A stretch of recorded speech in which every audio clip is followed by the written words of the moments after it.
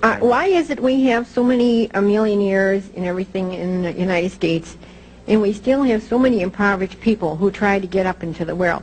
Why is it we have this lack of money where people who can't support themselves decently and get a decent job, where all these big men are up on top making oodles and oodles of money? They don't need it. They can only eat that much, sleep in the bed. And what do you suppose they do? If they don't eat it and don't use it, what do you suppose they do? They hoard it. They hoard it and invest it. You mean they put it under their pillows? That's right. No, they keep investing it. Investing it in what? That's right, yeah. What do they invest it in? Well, in oil and everything, where, I mean, all these other people who are What do they invest in? Don't get off the subject. No. What do they invest it in? Well, they invested in a lot of different things that the little people need. Well, do they invest it in factories? Yes. Does some of that money end up in machines? Yes. Do those factories and machines provide ordinary working people with jobs or not? What do you suppose the productivity of this country would be and of the wage rate would be if the total amount of capital in this country today was what it was 100 years ago?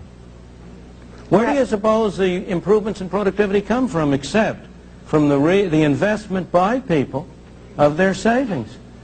But let me go to your fundamental question. First place, nirvana is not for this world. There is no paradise. Of course we've got a lot of people who are poorly off. But if you look at it over time, if you get a sense of proportion, the well-being of ordinary people has been the main thing that has been improved by economic progress and economic growth and development. And most residual hard cases of poverty today are the result, again, of a failure of government. Why do we have a black teenage unemployment rate in 30 to 40%? Because of two failures of government. One, a failure to provide decent schooling, which is a governmental responsibility. Has been, whether it should be or not, it has been. And second, because of a minimum wage rate, which prevents those kids who haven't had decent schooling from getting jobs at low pay at which they can earn the skills on the jobs that would enable them to rise to higher pay. If you look at the sources of poverty, you will find most of them are derived from what I regard as wrong-headed government policies.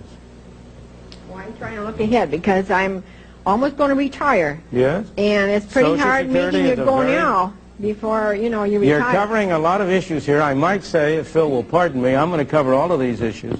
Yeah, please, let's get this plug in because it is an important program, which is, that's all I need. This one is going to compete now with Guess Who? He's got his own TV show. I mean, I'm not insecure enough. This is on PBS, and your first show is in January. January 11th. There will be 10 one-hour shows covering all of these issues in considerable depth. Half-hour documentary, half-hour studio discussion with people from the other side. Mm-hmm. I may say we invited Ralph Nader, but I don't believe he's accepted. Just before we break here, and we have to, I want to make sure I understand you. Because the government sets a minimum wage, what does McDonald's do? McDonald's? It can't hire as many teenagers. It improves its capital equipment to serve. It does less business because it has to charge higher hamburger prices. In the absence of a minimum wage, McDonald's would be able to offer a larger number of jobs to a larger number of youngsters, and they would be able to acquire some skills. And not only McDonald's. So we hire more people get work. Younger people. The younger people would work, and they get a chance to develop their skills to become productive members of society instead of being driven into a cycle of poverty and of welfare, which is absolutely deplorable. Milton Friedman, the economist, returns in a moment.